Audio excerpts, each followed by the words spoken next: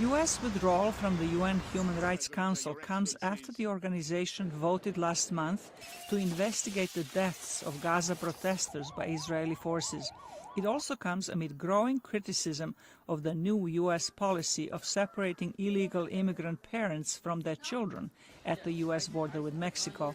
But the Trump administration has considered leaving the council for at least a year. As President Trump said at the UN General Assembly, it is a massive source of embarrassment to the United Nations that some governments with egregious human rights records sit on the Human Rights Council.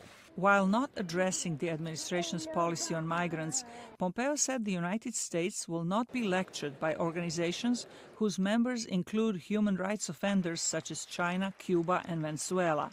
The United States, which leads the world in humanitarian assistance, and whose service members have sacrificed life and limb to free millions from oppression and tyranny, will not take lectures from hypocritical bodies and institutions as America selflessly give their blood and treasure to help the defenseless.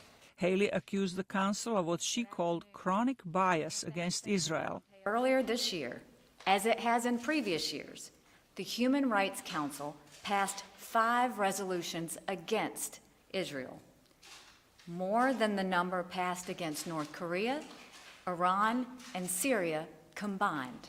The U.S. envoy said the council is motivated by political bias and not by human rights. She said U.S. efforts to reform the organization have been blocked by countries who are not free and don't want to be scrutinized. She named Russia, China, Cuba, and Egypt. We take this step because our commitment does not allow us to remain a part of a hypocritical and self-serving organization that makes a mockery of human rights. Critics say the U.S. withdrawal will enable countries with poor human rights records to rewrite the Council's agenda, allowing erosion of rights worldwide.